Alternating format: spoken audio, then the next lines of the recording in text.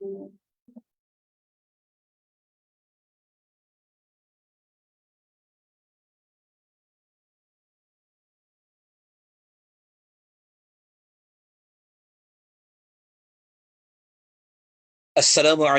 warahmatullahi wabarakatuh.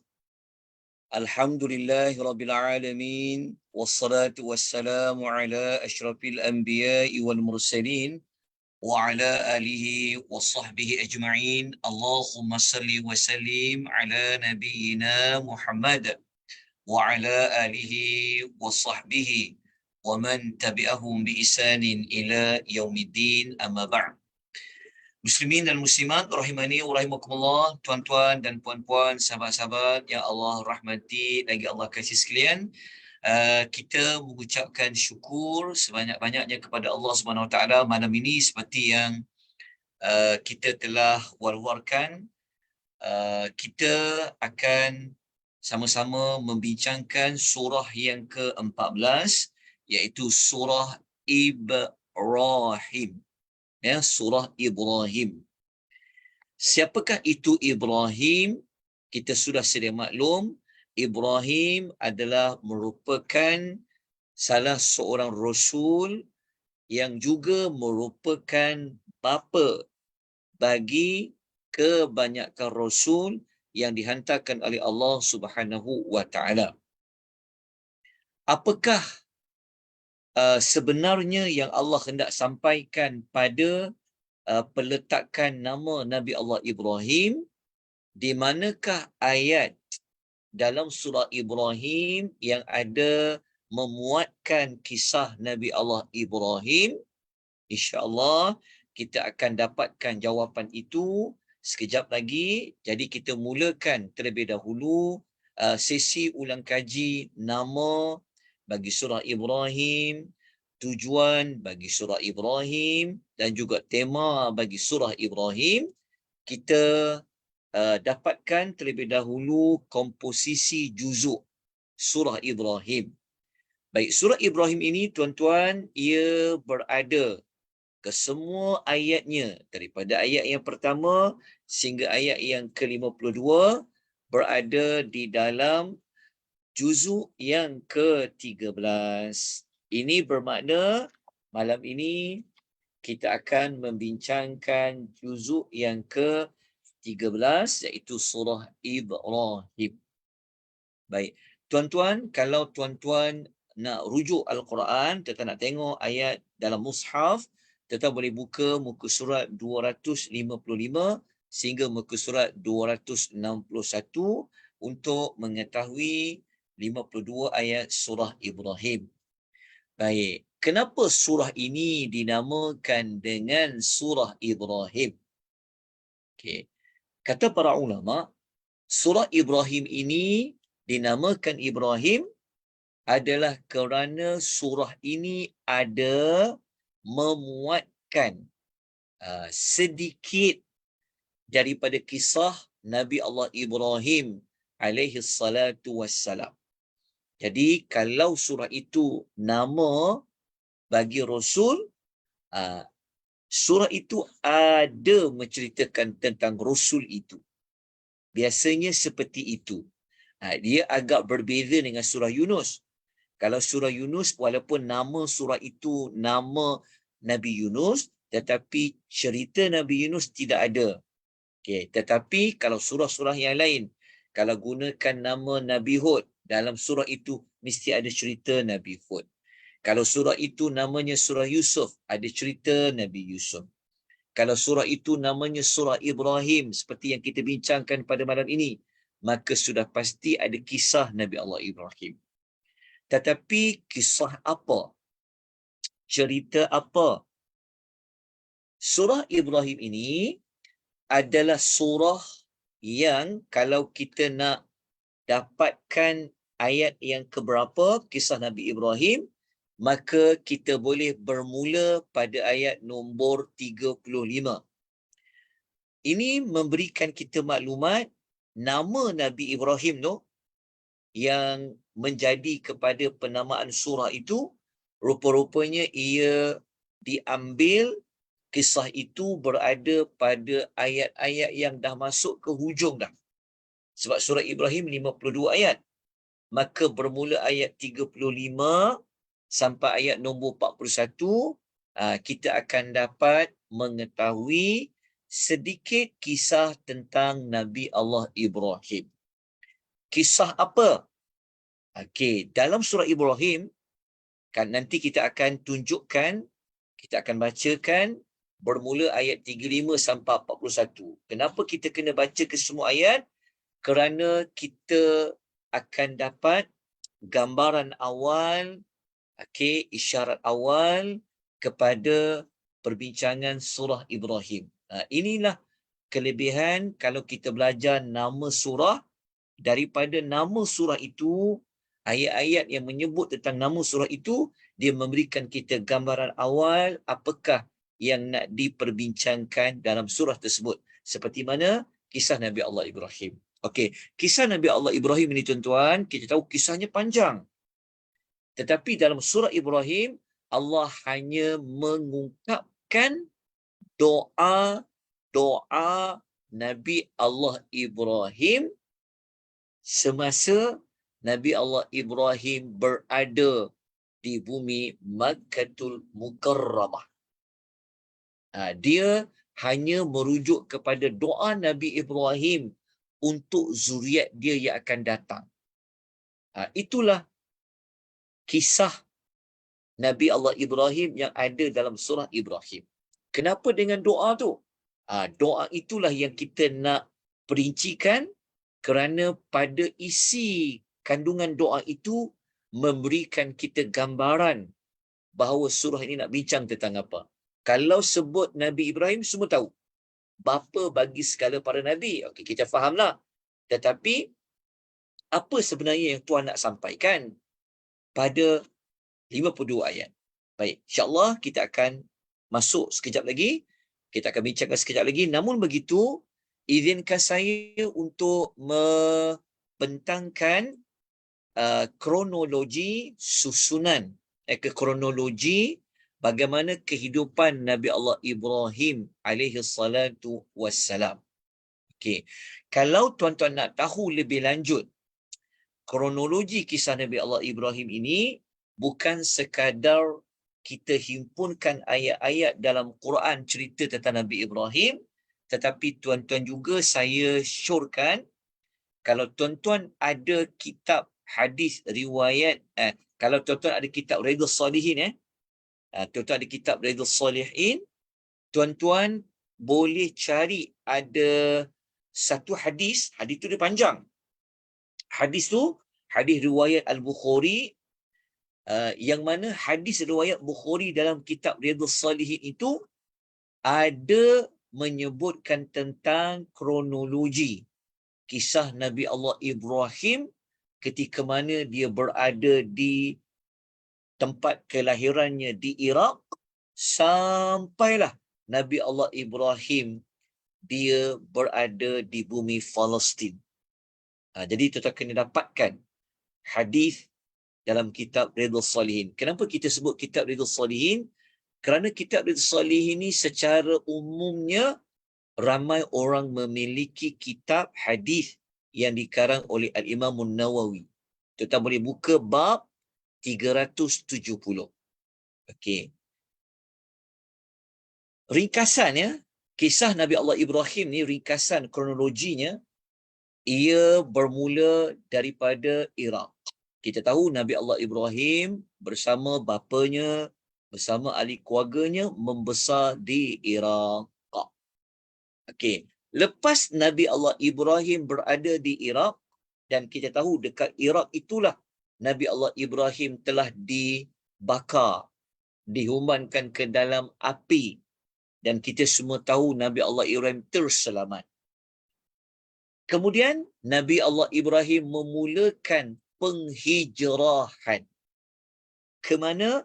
Dia pergi ke bumi Palestin bersama dengan isteri dia, iaitu Sarah, dan Nabi Allah Ibrahim bersama dengan seorang lagi Nabi, iaitu Nabi Lut alaihi salatu wassalam.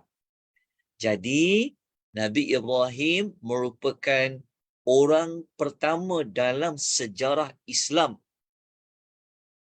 yang berhijrah. Kisah Nabi Muhammad SAW itu, kita tahu Nabi berhijrah daripada Mekah ke Madinah.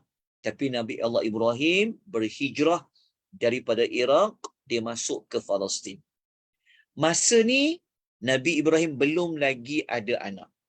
Belum ada Nabi Ismail, belum ada Nabi Ishaq. Setelah berhijrah ke Palestin, Nabi Allah Ibrahim bermusafir masuk ke bumi Mesir bersama dengan Sarah. Masa di Mesir itulah ada seorang raja yang suka kacau perempuan tu. Kan?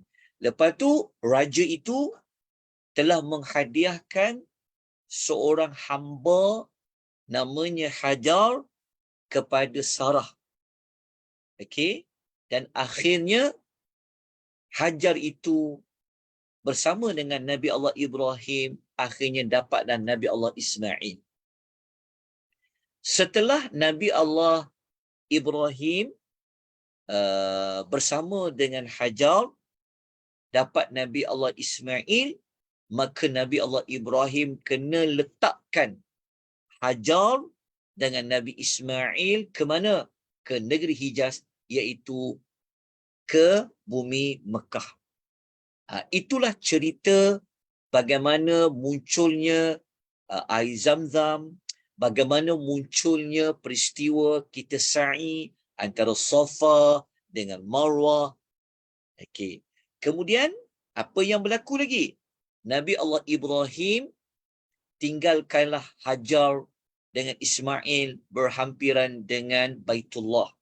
Masa itu Kaabah belum lagi dibina secara lengkap, tapi asasnya binaan itu sudah ada. Masa tu Mekah tidak ada pokok-pokok, tidak ada tanaman seperti sekarang ni. Akhirnya Nabi Allah Ibrahim berdoa kepada Allah, supaya Hajar dan Ismail ini dapat hidup di bumi Mekah. Doa inilah yang kita akan ambil sekejap lagi perbincangannya, bermula ayat nombor 36 yang telah pun kita sebutkan tadi. Kemudian setelah Nabi Allah Ibrahim tinggalkan Hajar dan Ismail, tak lama kemudian Nabi Allah Ibrahim ziarah Nabi Allah Ismail. Masa tu Nabi Ismail dah besar. Dah berumah tangga. Maka kali pertama ziarah Nabi Ismail, Nabi Allah Ibrahim tak dapat jumpa Nabi Ismail. Tak lama kemudian ziarah sekali lagi Nabi Allah Ismail. Masa kali kedua tu barulah dapat, masa kali kedua tu tak dapat jumpa lagi. Maka kali ketiga barulah Nabi Allah Ibrahim dapat bertemu dengan anaknya Nabi Allah Ismail, dan selepas itu berlakulah peristiwa Allah memerintahkan untuk meninggikan Kaabah. Masa membina Kaabah itulah Nabi Allah Ismail bantu, itulah adanya cerita tentang maqam Ibrahim. Selepas siapnya Kaabah tu, apa yang berlaku lagi? Nabi Allah Ibrahim berdoa dengan Nabi Allah Ismail. Akhirnya bumi Mekah itu sudah didatangi oleh manusia untuk menunaikan ibadat haji. Selepas itu berlakulah peristiwa Nabi Allah Ibrahim bermimpi kena menyembelih Nabi Allah Ismail. Kemudian selepas itu Nabi Allah Ibrahim pulang kembali ke Palestin pula. Masa di sanalah barulah didatangi oleh malaikat beritahu dapat anak nanti namanya Ishaq. Pada ketika itulah berlakunya peristiwa Nabi Allah Ibrahim membina Masjid Al-Aqsa. Setakat tu je yang saya nak kongsikan kronologinya. Kerana kita bukan nak cerita secara lengkap kisah Nabi Allah Ibrahim. Cuma kita nak dapatkan sedikit maklumat kerana dia boleh membantu kepada kita untuk memahami ayat-ayat tentang doa Nabi Allah Ibrahim yang kita akan bacakan sebentar lagi. Baik, tuan-tuan, kita terus pergi kepada ayat nombor 35 yang kita akan jumpa penyebutan nama Ibrahim. Buat kali yang pertama dalam ayat nombor 35 ini. Okey, ayat ini Allah Ta'ala cerita kepada kita bagaimana Nabi Allah Ibrahim dia berdoa. Doa ni waktu bila? Doa yang waktu dia sampai dekat bumi Hijaz tu lah. Ketika dia sampai dekat Mekah, yang dia bawa Hajar, dia bawa Nabi Ismail tinggalkan dekat situ tu, maka Allah cerita kembali kepada kita dalam surah ni, Nabi Ibrahim berdoa. Okey, inti pati doa ni penting. Okey, kena dengar baik-baik, ambil perhatian. Nabi Allah Ibrahim dia doa, dia kata Rabbi ja'al hadzal balada amina. Nabi kata wahai Tuhanku, jadikanlah negeri ini. Negeri mana? Negeri Mekah yang Nabi Ibrahim tinggalkan Hajar dengan Ismail tu. Jadikan negeri ini negeri yang aman. Okey, aman. Kemudian wajnubni, jauhkanlah aku, wa baniya, dan anak-anakku, okey, an na'budal asnam, daripada menyembah berhala-berhala. Tuan-tuan, masa ni orang tak ada dekat bumi Mekah tu. Okey. Tetapi Nabi Allah Ibrahim doa dah awal-awal kepada Allah masa dia hidup tu, masa ditinggalkan Hajar dengan Sarah, supaya jadikan negeri Mekah ni negeri yang aman. Lepas tu pula jauhkan zuriat keturunannya daripada menyembah berhala. Okey. Kemudian Nabi Allah Ibrahim dia doa lagi, ayat nombor 36. Nabi Allah Ibrahim mengatakan, okey, tuan-tuan penting ya supaya tuan-tuan tahu doa Nabi Ibrahim tadi tu kerana dia ada kaitan dengan zuriat-zuriat Nabi Allah Ibrahim yang berikutnya. Okey, ayat 35 tadi Nabi Ibrahim sendiri memperakui bahawasanya menyembah berhala tu tak boleh. Sebab tu dia minta kepada Allah supaya jauhkan zuriat dia, anak dia, cucu-cucu dia, daripada menyembah berhala. Okay, kenapa dengan berhala itu? Ayat 36 Nabi Ibrahim kata apa? Kerana berhala-berhala ini adlalna kathiran minan nas, telah menyesatkan ramai manusia. Kemudian Nabi Ibrahim kata apa? Sesiapa yang ikut aku, ikut aku tu ikut dalam bab apa? Dalam bab kepercayaan tidak boleh menyembah selain daripada Allah. Nabi Ibrahim kata sesiapa yang ikut aku, okey, dalam menjauhi berhala-berhala itu, maka dia adalah dalam kalanganku. Okey, lepas tu Nabi Ibrahim kata lagi, waman afani, sesiapa yang menderhaka kepadaku, dia tak ikut apa yang Nabi Allah Ibrahim imani, apa yang Nabi Allah Ibrahim percaya, maka Nabi Ibrahim menyerahkan manusia itu kepada Allah untuk memberikan pengampunan, kerana Allah itu Maha Pengampun, Maha Penyayang. Nabi Ibrahim kata apa? Siapa yang tak ikut aku ya Allah dalam doa dia ni, maka serahlah kepada engkau ya Allah, kerana engkau tu Maha Pengampun lagi Maha Penyayang. Okey. Kemudian apa lagi doa Nabi Allah Ibrahim? Kita baca ayat nombor 37. Nabi Ibrahim mengatakan kepada Allah, dia kata, Rabbana inni askantu min dhurriyyati biwadin ghairi dhi dhar'in inda baitikal muharram. Okay. Nabi Ibrahim berdoa, dia kata, wahai Tuhan kami, sesungguhnya aku ni telah letakkan sebahagian daripada zuriat keturunanku di sebuah lembah yang tak ada tanaman dekat situ. Okay. Nabi Allah Ibrahim doa kepada Allah, Okay, dia kata dia telah tinggalkan sebahagian ahli keluarga dia, zuriat dia dekat situ. Yang dekat situ tak ada tanaman. Lepas tu pula dekat situ tu dekat dengan rumahmu yang suci. Okay. Ini berlaku khilaf di kalangan para ulama tafsir. Ada yang kata setelah bina Kaabah, ada yang kata sebelum bina Kaabah lagi, Nabi Ibrahim sudah mengetahui tempat tu nanti akan ada Baitullah Al-Haram.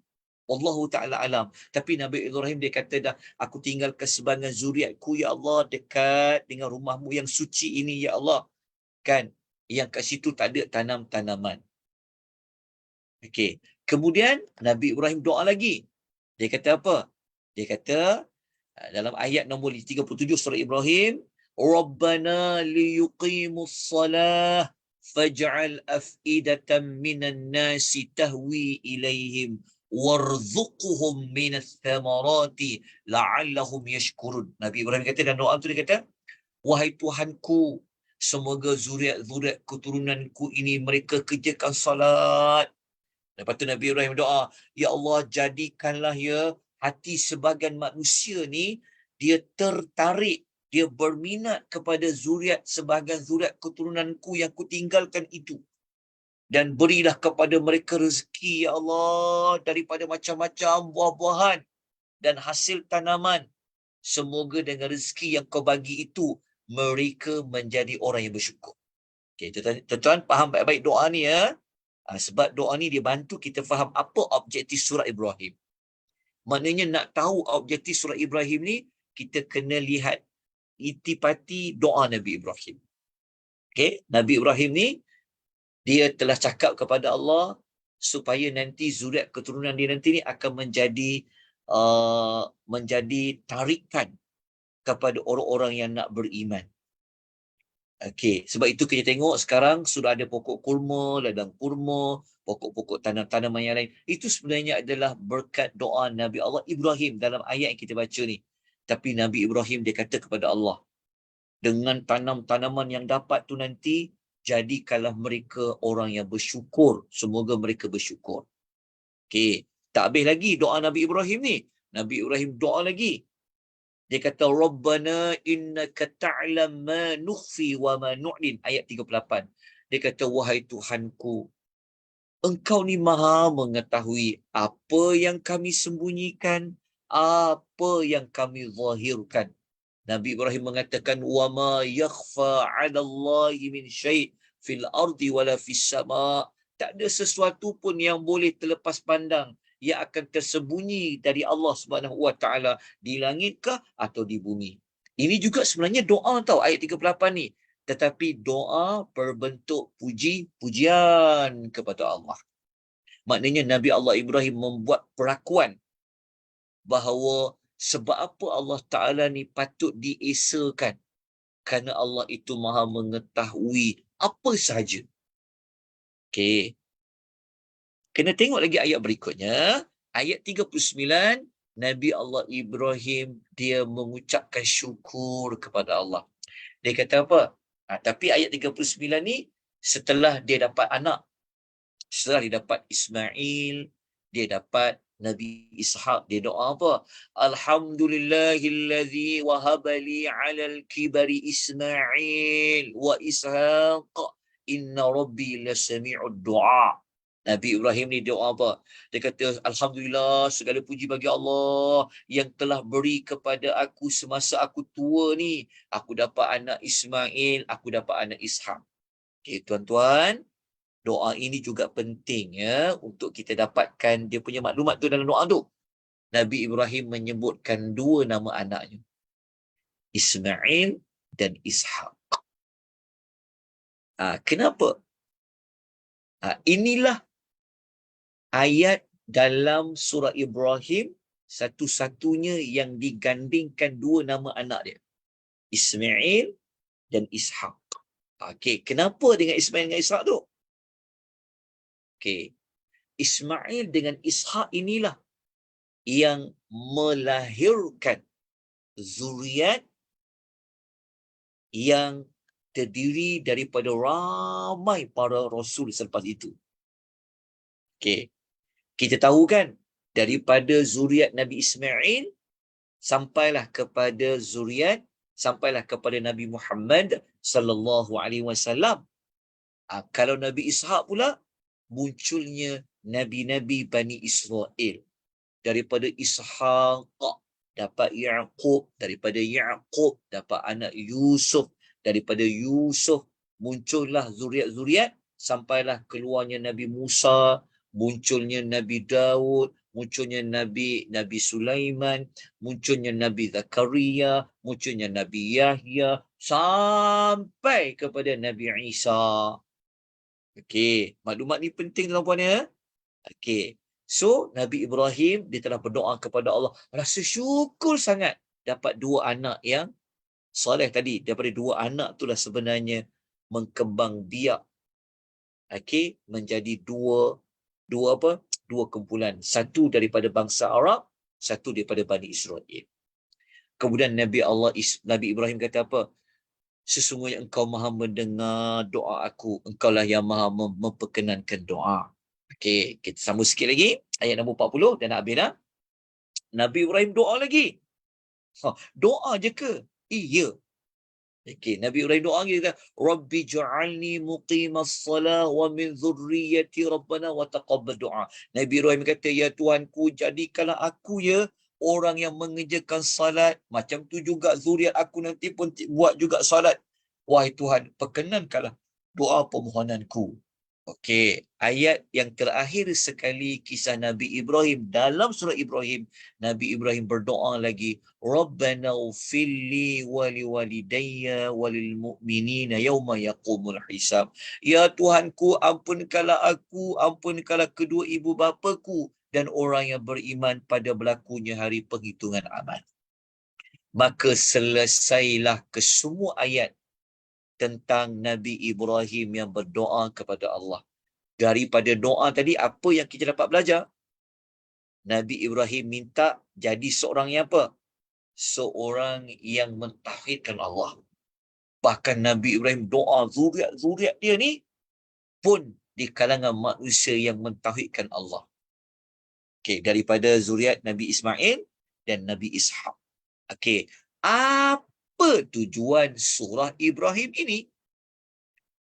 Okey, tujuan surah Ibrahim ini para ulama membuat kesimpulan. Rumusannya adalah surah Ibrahim sebenarnya surah yang memberikan kita satu panduan. Okey, dan di dalam kalau kita nak sampaikan dakwah, kita nak ajak orang buat kebaikan, maka surah Ibrahim ini adalah contoh. Okey, dakwah para nabi kepada mengajak kepada mentauhidkan Allah dan mengajak kepada manusia jadi syukur. Kita kena pegang begini Okey, surah Ibrahim ni 52 ayat dapat dirumuskan melalui doa Nabi Ibrahim tadi tu. Surah Ibrahim mengajak manusia supaya mencontohi dakwah seruan para nabi. Mungkin ada bertanya, kenapa para nabi? Tak jumpa pun kisah-kisah nabi. Sebenarnya ada kisah Nabi Musa. Tapi kita tak bacalah kisah Nabi Musa tu. Tetapi tak banyak pun para nabi kalau setakat Nabi Musa. Ingat tak tadi kita katakan, kan Nabi Ibrahim dapat anak Ishaq. Daripada Ishaq tu kan lahirnya banyak para nabi. Okey, kan Nabi Allah Ibrahim itu dapat anak namanya Ismail. Daripada Ismail pun muncul juga para nabi seperti Nabi SAW juga. Jadi watak Ibrahim ni, sebab tu selalu kita dengar Nabi Ibrahim adalah bapa bagi segala para nabi. Maknanya Nabi Ibrahim ni ada banyak anak-anak dia, para nabi, rasul tu. Justru itu kesimpulan daripada surah Ibrahim ni adalah surah yang mengajak kepada kita mencontohi para nabi. Siapa para nabi itu? Nabi Ibrahim, bapa bagi segala para nabi. Okey? Contoh mereka kepada apa? Dalam mereka berdakwah, mereka menyuruh manusia kepada tauhid. Tadi kita dah sebut Nabi mula-mula lagi doa Nabi Ibrahim kata apa? Jangan jauhkan anak-anak aku, zuriat keturunanku daripada menyembah berhala. Jadi kalau ada orang Arab musyrikin Mekah yang dia kata yang dia sebab tuan, Nabi Ibrahim ni dia menjadi rasul yang sangat famous tau. Selalu dijual namanya, digunakan namanya. Kalau ahli kitab dia akan kata Nabi Ibrahim ni geng kami. Orang Yahudi kata Ibrahim ni geng kami, Ibrahim ni Yahudi. Ibrahim kalau Nasrani pula kata tak Ibrahim dia Nasrani. Macam tu. Orang Arab musyrikin pun mengagung-agungkan Nabi Ibrahim. Tetapi surah Ibrahim kata Nabi Ibrahim bukan ikut geng Yahudi, bukan ikut geng Nasrani, bukan beragama musyrikin, tak. Dalam doa Nabi Ibrahim tu, dia sendiri minta kepada Allah supaya apa? Jauhkan dia dan zuriat dia daripada mensyirikkan Tuhan. Jadi, dalam surah Ibrahim, nama Nabi Ibrahim ni, surah Ibrahim. Kenapa ya? Oh, rupa-rupanya Nabi Ibrahim ni adalah figura. Okey, contoh manusia yang mengajak kepada mentauhidkan Allah. Tapi bukan tu saja. Nabi Allah Ibrahim juga figura yang nampak kepada mensyukuri nikmat Allah. Jadi watak Nabi Ibrahim ni kita kena pegang dua. Orang yang mentauhidkan Allah, orang yang mensyukuri nikmat Tuhan. Jadi ada dua perkara. Dekat doa Nabi Ibrahim tadi, ingat dalam puan, Nabi Ibrahim kan dia bersyukur. Ingat tak dia kata tadi, moga-moga zuriat aku yang tinggal dekat bumi yang tak ada tanam-tanaman ni, nanti kalau kau bagi mereka rezeki, kau bagi mereka tanam-tanaman, semoga mereka bersyukur. Nampak tak? Dia punya trigger dia. Lepas tu kan Nabi Ibrahim kan dia ucap, Alhamdulillah, segala puji bagi Allah yang telah mengurniakan apa? Mengurniakan anak, menunjukkan syukur. Jadi syukur dengan mengesakan Allah ni memang tak boleh pisah. Sebab apa? Tanda orang yang berterima kasih kepada Allah, dia akan mentauhidkan Allah. Okey, ataupun kenapa Allah Ta'ala itu layak, berhak, patut untuk diesakan? Kerana macam-macam Tuhan dah bagi. Jadi orang Arab Mekah ni sepatutnya mereka tak syirikkan Tuhan. Sebab apa? Sebab mereka boleh wujud duduk dekat Mekah tu asal-asalnya daripada kemunculan siapa? Hajar tadi, Ismail tadi, Nabi Ibrahim tadi tu. Jadi sepatutnya mereka yang agungkan Kaabah tu, sedangkan Kaabah tu yang membinanya Nabi Ibrahim dan Nabi Ismail. Itulah sebenarnya tujuan bagi surah Ibrahim. Ingat apa dia? Mudah je ingat. Figura yang mengajak kepada ketauhidan dan mengajak kepada jadi orang bersyukur. Itulah yang nak dibincangkan 52 ayat surah Ibrahim. Okey. Apa tema bagi surah Ibrahim? Tema surah Ibrahim ni kita nak katakan begini. Semua rasul yang datang, dia membawa satu misi yang sama. Apa misi yang sama tu? Mentauhidkan Allah, mencegah, melarang daripada menyembah patung-patung dan berhala. Itulah tema surah Ibrahim. Maksudnya tema surah Ibrahim ni apa? Kesatuan di dalam misi dakwah. Itulah tema bagi surah Ibrahim. Okay, kenapa ada kesatuan? Kerana bapa bagi segala para nabi, iaitu Ibrahim. Nabi Bani Israel, macam Musa ke, Sulaiman ke, Daud ke, Nabi Yaqub ke, Nabi Yusuf ke sebagainya, semua pergi kepada ikut apa yang bapa mereka telah lakukan, itu Ibrahim. Begitulah kepada Nabi SAW dan kepada Nabi-Nabi yang lain. Okey, saya nak tunjukkan saya nak tunjukkan beberapa ayat yang ada dalam surah Ibrahim yang kita akan nampak dan dia akan dapat menguatkan lagi perbincangan kita tentang Nabi Ibrahim menjadi figura kepada dakwah mentauhidkan Allah dan syukur ni. Maka kita tengok ayat yang di hujung-hujungnya tentang Nabi Musa. Tengok ya tuan-tuan ya. Kita kena tengok betul-betul, dengar baik-baik bagaimana dialog Nabi Musa, maksudnya skrip Nabi Musa ni, ketika dia dakwah dekat kaum dia, apa yang dia cakap? Okey, yang dia cakap tu ada persamaan apa yang Nabi Ibrahim pernah doa. Jadi kita kena tengok ayat nombor 6. Tengok nombor 6 kisah Nabi Musa ni. Nabi Musa cakap dekat kaum dia apa tau? Dia kata, "Uzkuru ni'matallahi alaikum." Nabi Musa kata kepada Bani Israel, hampa semua ni, cuba kenangkan, ingat balik nikmat Allah kepada kamu. Okey. Maksudnya Nabi Musa ni, dia ingatkan kaum dia supaya jadi orang yang bersyukur. Banyak nikmat Tuhan bagi pada kamu. Cuba kamu ingat balik. Dia selamatkan kamu daripada Firaun. Dia selamatkan kamu daripada menjadi hamba abdi selama-lamanya. Dia selamatkan kamu daripada kamu disembelih, anak lelaki disembelih. Nampak? Nabi Musa cakap, ada persamaan tak doa Nabi Allah Nabi Allah Ibrahim tadi, yang kata semoga mereka menjadi orang yang bersyukur. Nabi Ibrahim tu sendiri bersyukur, ucap Alhamdulillah. Ada. Okey. Kemudian tengok ayat nombor 6. Kejap ya. Nombor 6 kan? Okay, tengok ayat nombor 7. Ayat nombor 7 lagi jelas. Nabi Musa cakap apa? Wa idh ta'azzana rabbukum la in syakartum la azidannakum wa la in kafartum inna azabi lasyadid.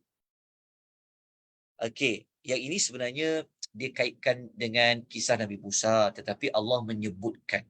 Allah Taala kata apa? Sesiapa yang syukur, kami akan tambah nikmat padanya. Sesiapa yang kufur kepada nikmat, dia akan menerima azab yang keras. Jadi kalau kita baca ayat 7 ni, tengok, Allah sebut tentang syukur, Allah sebut tentang kufur. Jadi ada persamaan tak? Selari tak dengan doa Nabi Musa untuk mengajak orang kepada mensyukuri Allah? Syukur kepada Allah ini yang paling besar sekali, cara berterima kasih kepada Allah adalah dengan mentauhidkan Allah. Itulah cara syukur yang paling tinggi sekali. Lepas tu kita sebut tadi, tauhidkan Allah, tak boleh lari daripada mensyukuri Allah. Setiap orang yang mentauhidkan Allah, dia menjadi orang yang bersyukur.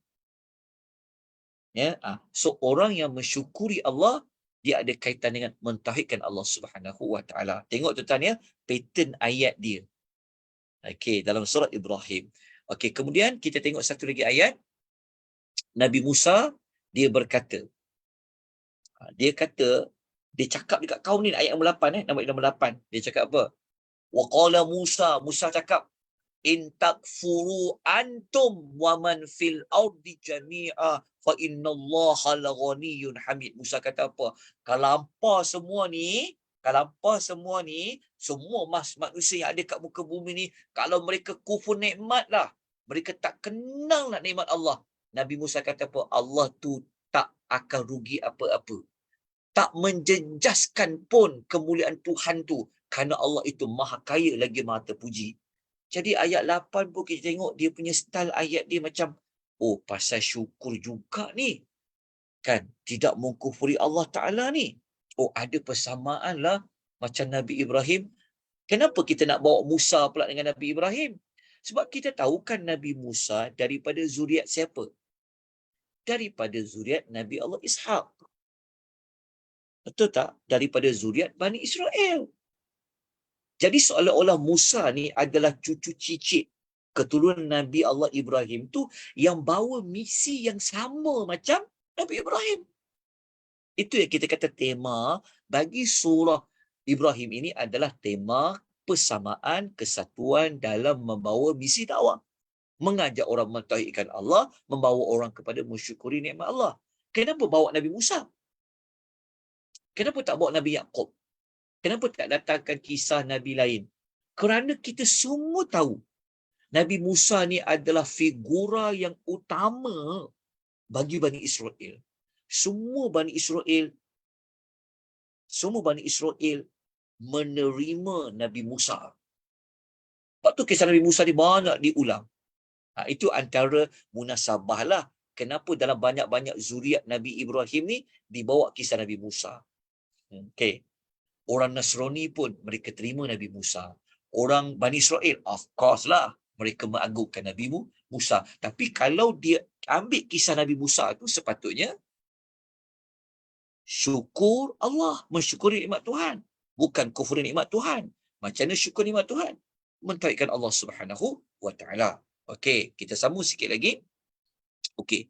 Tuan-tuan dan puan-puan, untuk kukuhkan perbincangan tujuan surah Ibrahim ni, saya nak tunjukkan beberapa ayat yang kita gunakan. Kita tengok kepada pembukaan surah Ibrahim dengan ayat penutup dia.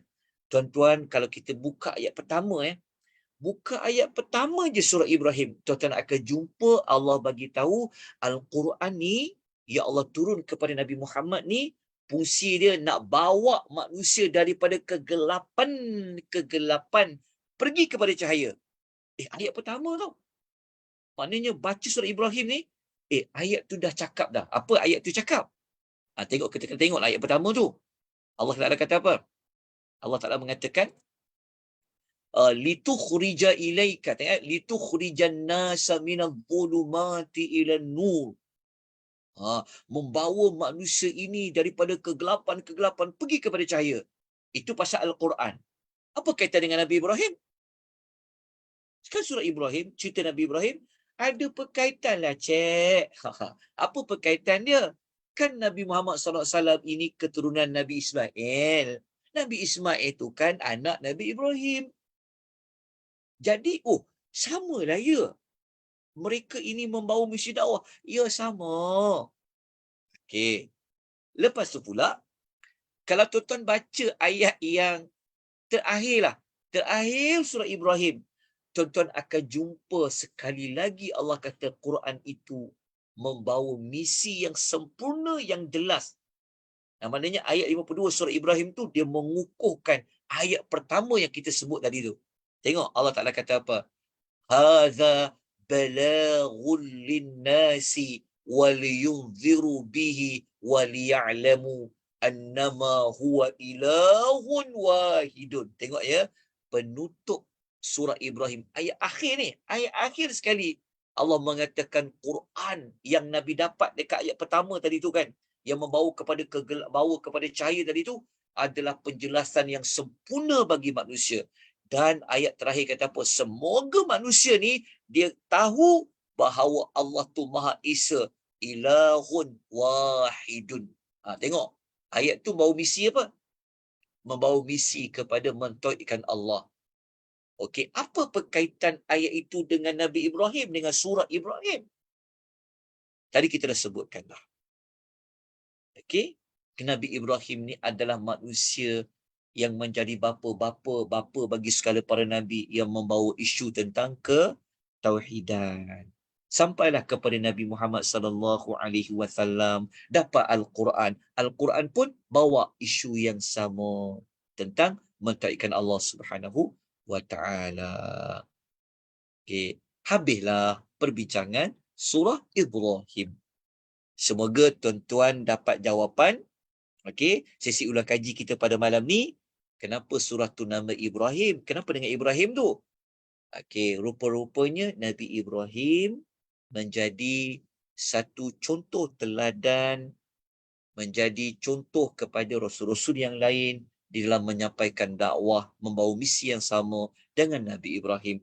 Maka anak Nabi Ibrahim, cucu cicit Nabi Ibrahim, mereka membawa misi yang sama macam Nabi Ibrahim AS. Apa misinya? Mentauhidkan Allah, menjadi manusia yang benar-benar mensyukuri nikmat Allah Subhanahu wa ta'ala. Okey. Tuan-tuan dan puan-puan, selesailah surah Ibrahim. Okey, tetapi ada sedikit masa lagi saya perlu juga terangkan. Okey, surah Ibrahim ni tuan-puan ya, kalau dia bawa misi kepada mensyukuri nikmat Allah, maka lawan kepada mensyukuri ada orang yang kufur.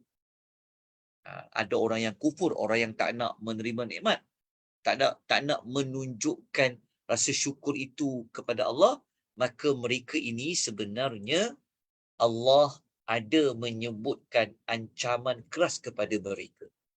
Nah, tahu ancaman keras tu Pada ayat yang kedua surah Ibrahim Allah disebut, dan ayat nombor 49-50 pun Allah sebut bentuk-bentuk azab bagi orang yang kufur nikmat, kufur kepada Allah, yang tidak mahu mentauhidkan Allah. Dan surah Ibrahim ni ada menyenaraikan bentuk-bentuk kekufuran. Perkataan kafara, kufur, kafir ini ada berulang kali dalam beberapa ayat. Ayat nombor 2, nombor 7, nombor 8, nombor 9, 13, 18, 22, 28, 34. Okey. Itulah yang dapat kita sama-sama buat ulang kaji surah Ibrahim juzuk yang ke-13, 52 ayat. Kita dapat seolah-olah mengetahui 52 ayat itulah dengan mengkaji nama, dengan membincangkan tujuan ataupun maksad bagi surah Ibrahim. Wallahu ta'ala a'lam. Okey, ada apa soalan? Ada apa-apa pertanyaan? Jelas tak setakat ni tuan-tuan dan puan untuk surah Ibrahim? Jelas Ustaz.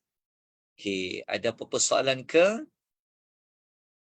Okey, Nik Som kata jelas dan faham. Alhamdulillah. Okey, Puan Ajra kata jelas, tak ada soalan. Alhamdulillah.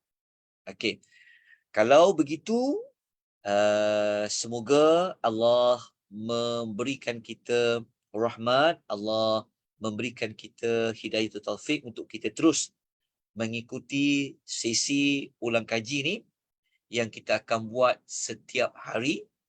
InsyaAllah esok pagi kita akan bincangkan surah selepas surah Ibrahim, iaitu suratul Hijr. Surah Hijr ni dia bukan nama surah tentang nama Rasul, tapi ia merujuk kepada satu lokasi yang dihuni oleh satu kumpulan manusia. Mereka tu siapa? Kita bincangkan esok pagi insya-Allah jam 8 pagi surah Al-Hijr untuk siri yang ke-15 insya-Allah. Kemudian kita akan lanjutkanlah pada sisi malamnya. InsyaAllah kita akan buat maghrib sekali jam 8. Kita cuba untuk buat jam 9 suku supaya kita dapat menyelesaikan sesi ulang kaji ini sebelum kita memasuki bulan Ramadan. Itu cadangan dan sasaran kita. Okay, kita cadang yang baik. Moga-moga Allah memberikan kemudahan. Okay, itu saja. Kita jumpa esok pagi insyaAllah suratul Hijr. Untuk tahu perbincangan Al-Hijr itu apa, ikuti insyaAllah esok pagi ya, jam 8 pagi. Aqulu qouli hadza wa astaghfirullahal azim. Kita tutup dengan tasbih kafarah dan suratul Asr. Subhanakallahumma wa bihamdika asyhadu an la ilaha illa anta astaghfiruka wa atubu ilaik. Wal asri, demi masa, sesungguhnya manusia ini benar-benar berada dalam kerugian, melainkan orang yang beriman dan orang yang melakukan amal soleh, dan orang yang selalu bagi nasihat kepada orang lain. Dia berpesan-pesan kepada kebenaran, dia berpesan-pesan kepada kesabaran. Terima kasih banyak-banyak tuan-tuan dan puan. Okey, kita jumpa lagi.